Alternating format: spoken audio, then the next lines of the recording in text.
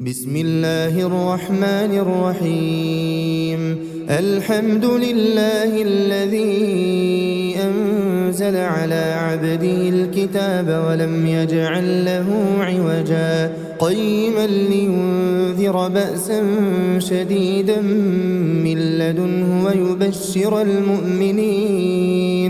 ويبشر المؤمنين الذين يعملون الصالحات أن لهم أجرا حسنا ماكثين فيه أبدا وينذر الذين قالوا اتخذ الله ولدا ما لهم به من علم ولا لآبائهم كبرت كلمة تخرج من أفواههم إن يقولون إلا كذبا فلعلك باخع نفسك على آثارهم إن لم يؤمنوا بهذا الحديث أسفا إنا جعلنا ما على الأرض زينة لها لنبلوهم أيهم أحسن عملا وإنا لجاعلون ما عليها صعيدا جرزا أم حسبت أن أصحاب الكهف والرقيم كانوا من آياتنا عجبا إذ أوى الفتية إلى الكهف فقالوا ربنا آتنا من لدنك رحمة وهيئ لنا من أمرنا رشدا فضربنا على آذانهم في الكهف سنين عددا ثم بعثناهم لنعلم أي الحزبين أحصى لما لبثوا أمدا نحن نقص عليك نبأهم بالحق إنهم فتية آمنوا بربهم وزدناهم هدى وربطنا على قلوبهم إذ قاموا فقالوا ربنا رب السماوات والأرض لن ندعو من دونه إلها لقد قلنا إذا شططا هؤلاء قوم اتخذوا من دونه آلهة لولا يأتون عليهم بسلطان بين فمن أظلم ممن افترى على الله كذبا وإذ اعتزلتموهم وما يعبدون إلا الله فأووا إلى الكهف ينشر لكم ربكم من رحمته ويهيئ لكم من أمركم مرفقا وترى الشمس إذا طلعت تزاور عن كهفهم ذات اليمين وإذا غربت تقرضهم ذات الشمال وهم في فجوة منه ذلك من آيات الله من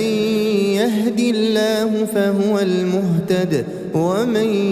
يضلل فلن تجد له وليا مرشدا وتحسبهم أيقاظا وهم رقود ونقلبهم ذات اليمين وذات الشمال وكلبهم باسط ذراعيه بالوصيد لو اطلعت عليهم لوليت منهم فرارا ولملئت منهم رعبا وكذلك بعثناهم ليتساءلوا بينهم قال قائل منهم كم لبثتم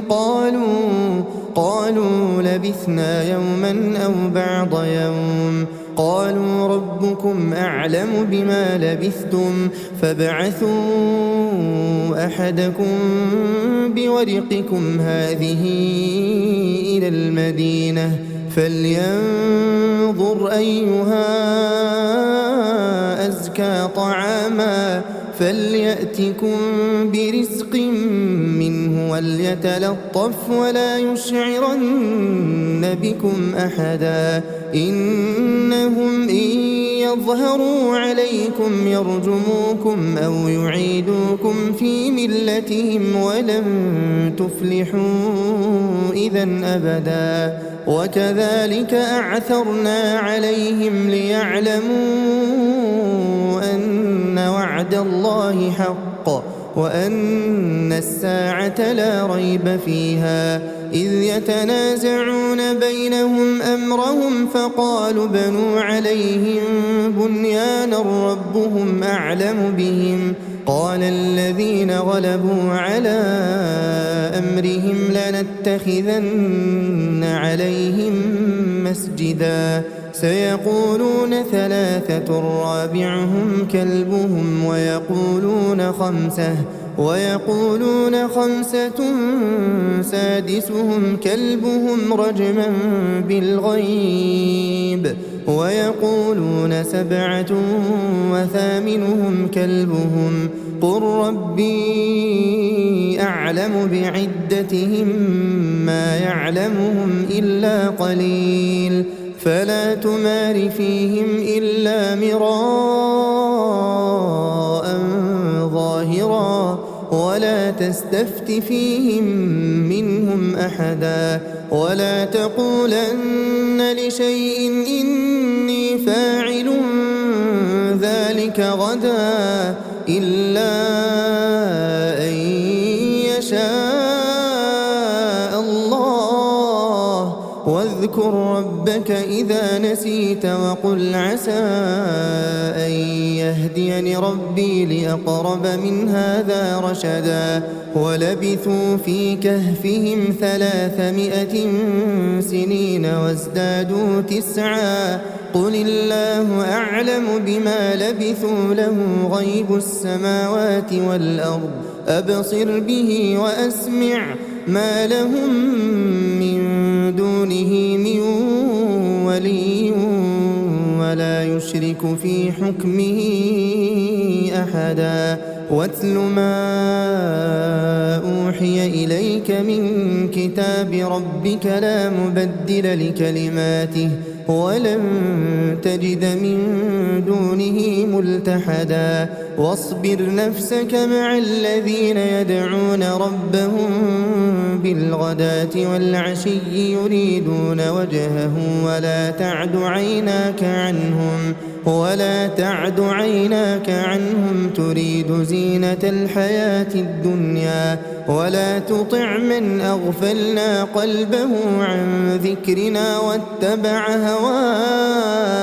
واتبع هواه وكان أمره فرطا وقل الحق من ربكم فمن شاء فليؤمن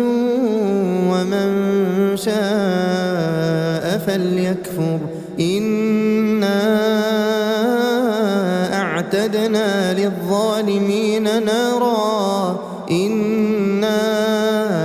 أعتدنا للظالمين نارا أحاط بهم سرادقها وإن يستغيثوا يغاثوا بماء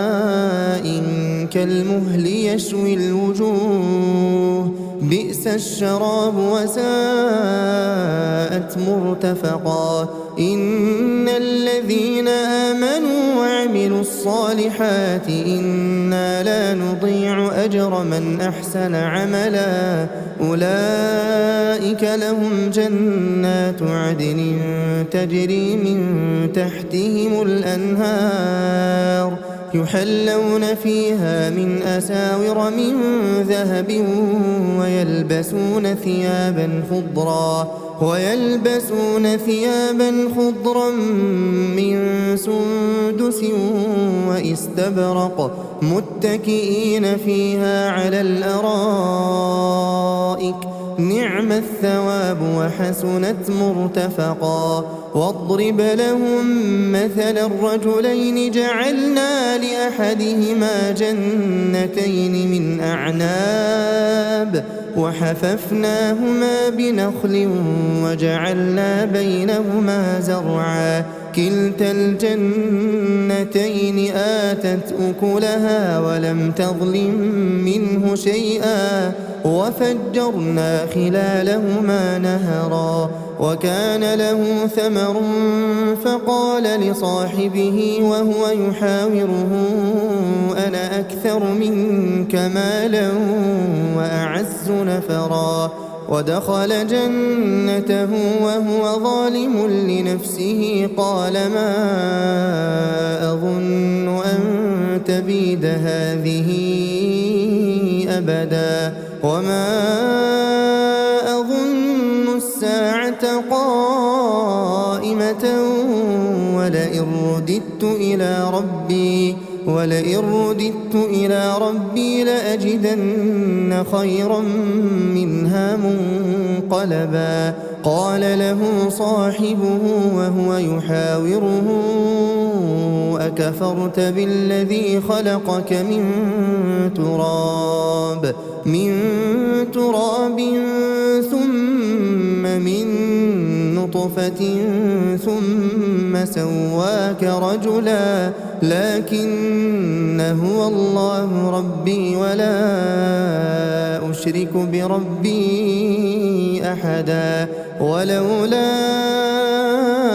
إذ دخلت جنتك قلت ما شاء الله لا قوة إلا بالله إن ترني أنا أقل منك مالا وولدا فعسى ربي أن يؤتيني خيرا من جنتك ويرسل عليها حسبانا من السماء فتصبح صعيدا زلقا أو يصبح ماؤها غورا فلن تستطيع له طلبا وأحيط بثمره فأصبح يقلب كفيه على ما أنفق فيها وهي خاوية على عروشها ويقول يا ليتني لم أشرك بربي أحدا ولم تكن له فئة ينصرونه من دون الله وما كان منتصرا هنالك الولاية لله الحق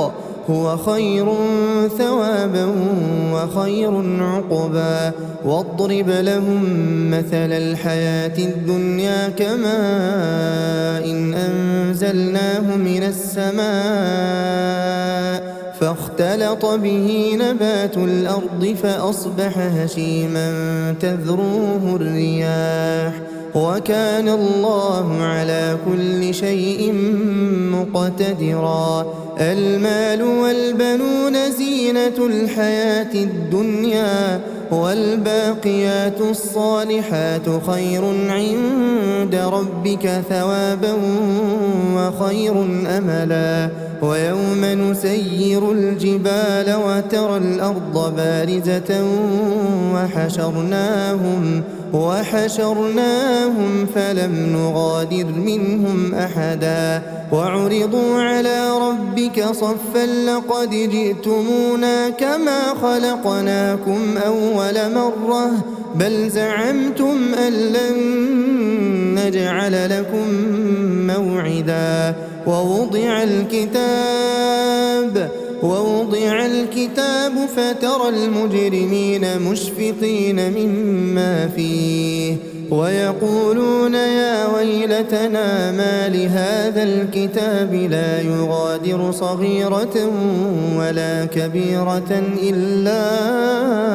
أحصاها ووجدوا ما عملوا حاضرا ولا يظلم ربك أحدا وإذ قلنا للملائكة اسجدوا لآدم فسجدوا إلا إبليس كان من الجن ففسق عن أمر ربه أفتتخذونه وذريته أولياء من دوني وهم لكم عدو بئس للظالمين بدلا ما أشهدتهم خلق السماوات والأرض ولا خلق أنفسهم وما كنت متخذ المضلين عضدا ويوم يقول نادوا شركائي الذين زعمتم فدعوهم فلم يستجيبوا لهم وجعلنا بينهم موبقا ورأى المجرمون النار فظنوا أنهم مواقعوها ولم يجدوا عنها مصرفا ولقد صرفنا في هذا القرآن للناس من كل مثل وكان الإنسان أكثر شيء جدلا وما منع الناس أن يؤمنوا إذ جاءهم الهدى ويستغفروا ربهم إلا أن تأتيهم سنة الأولين أو يأتيهم العذاب قبلا وما نرسل المرسلين إلا مبشرين ومنذرين ويجادل الذين كفروا بالباطل ليدحضوا به الحق واتخذوا آياتي وما أنذروا هزوا ومن أظلم ممن ذكر بآيات ربه فأعرض عنها ونسي ما قدمت يداه إنا جعلنا على قلوبهم أكنة أن يفقهوه وفي آذانهم وقرا وإن تدعهم إلى الهدى فلن يهتدوا إذا أبدا وربك الغفور ذو الرحمة لو يؤاخذهم بما كسبوا لعجل لهم العذاب بل لهم موعد لن يجدوا من دونه موئلا وتلك القرى أهلكناهم لما ظلموا وجعلنا لمهلكهم موعدا وإذ قال موسى لفتاه لا أبرح حتى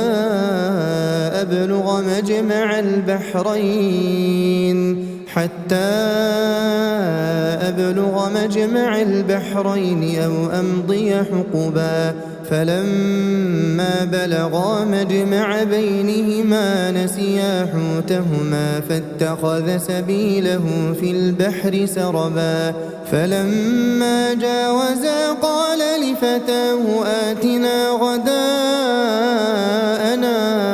لقد لقينا من سفرنا هذا نصبا قال أرأيت إذ أوينا إلى الصخرة فإني نسيت الحوت وما أنسانيه إلا الشيطان أن أذكره واتخذ سبيله في البحر عجبا قال ذلك ما كنا نبغي فارتدا على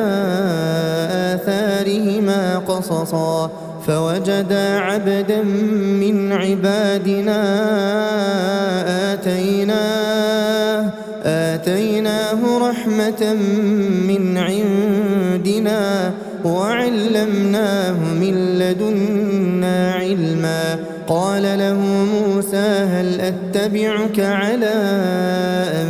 تعلمني مما علمت رشدا قال إنك لن تستطيع معي صبرا وكيف تصبر على ما لم تحط به خبرا قال ستجدني إن شاء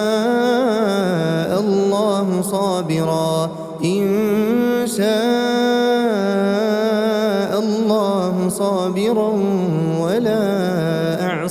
لك أمرا. قال فإن اتبعتني فلا تسألني عن شيء حتى أحدث لك منه ذكرا. فانطلقا حتى إذا ركبا في السفينة خرقها قال أخرقتها لتغرق أهلها لقد جئت شيئا إمرا. قال ألم أقل إنك لن تستطيع معي صبرا. قال لا تؤاخذني بما نسيت ولا ترهقني من أمري عسرا. فانطلقا حتى إذا لقيا غلاما فقتله. قال أقتلت نفسا زكية بغير نفس لقد جئت شيئا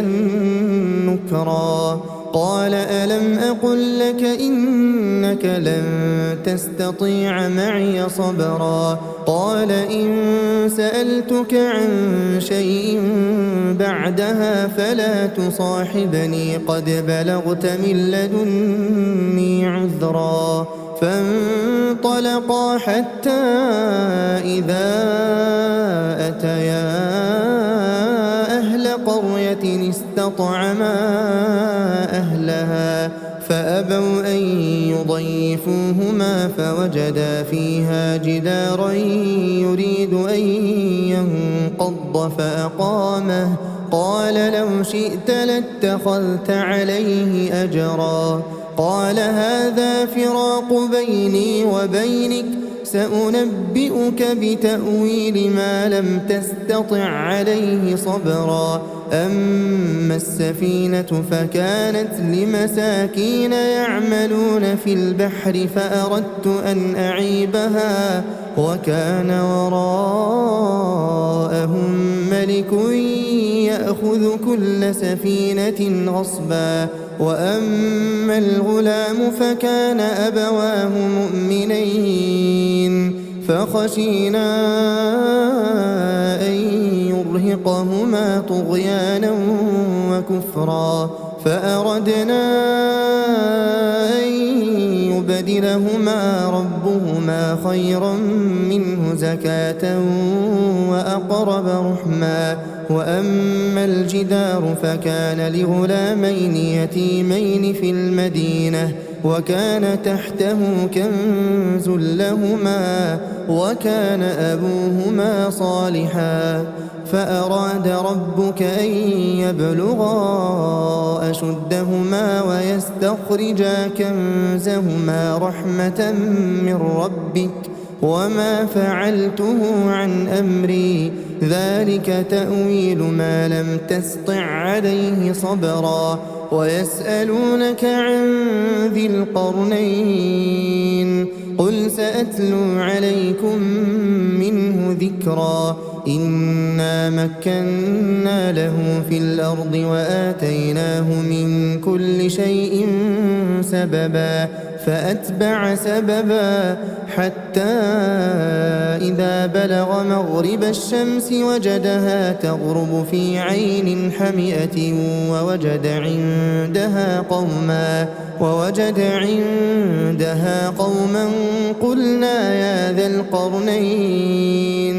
قلنا يا ذا القرنين إما أن تعذب وإما أن تتخذ فيهم حسنا. قال أما من ظلم فسوف نعذبه ثم يرد إلى ربه فيعذبه عذابا نكرا. وأما من آمن وعمل صالحا فله جزاء الحسنى وسنقول له من أمرنا يسرا. ثم أتبع سببا حتى إذا بلغ مطلع الشمس وجدها تطلع على قوم لم نجعل لهم من دونها سترا كذلك وقد أحطنا بما لديه خبرا ثم أتبع سببا حتى إذا بلغ بين السدين وجد من دونهما قوما لا يكادون يفقهون قولا قالوا يا ذا القرنين إن يأجوج ومأجوج مفسدون في الأرض فهل نجعل لك خرجا على أن تجعل بيننا وبينهم سدا قال ما مكني فيه ربي خير فأعينوني بقوة أجعل بينكم وبينهم ردما آتوني زبر الحديد حتى إذا ساوى بين الصدفين قال انفخوا حتى إذا جعله نارا قال آتوني أفرغ عليه قطرا فما استطاعوا أن يظهروه وما استطاعوا له نقبا قال هذا رحمة من ربي فإذا جاء وعد ربي جعله دكاء وكان وعد ربي حقا وتركنا بعضهم يومئذ يموج في بعض ونفخ في الصور فجمعناهم جمعا وعرضنا جهنم يومئذ للكافرين عرضا الذين كانت أعينهم في غطاء عن ذكري وكانوا لا يستطيعون سمعا أفحسب الذين كفروا أن يتخذوا عبادي من دوني أولياء إنا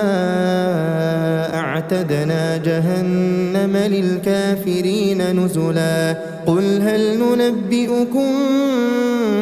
بالأخسرين أعمالا الذين ضل سعيهم في الحياة الدنيا وهم يحسبون أنهم يحسنون صنعا أولئك الذين كفروا بآيات ربهم ولقائه فحبطت أعمالهم فلا نقيم لهم يوم القيامة وزنا ذلك جزاؤهم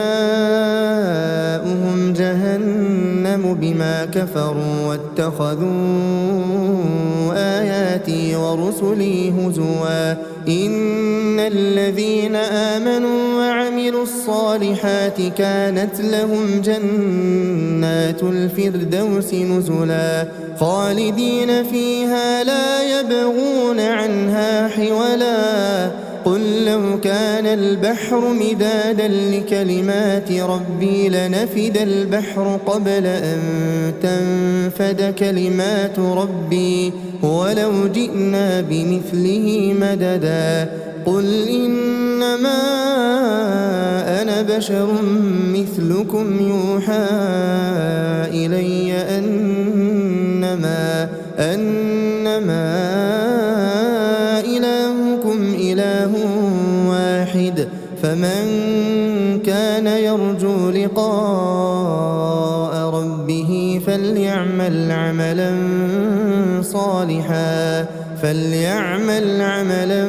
صالحا ولا يشرك بعبادة ربه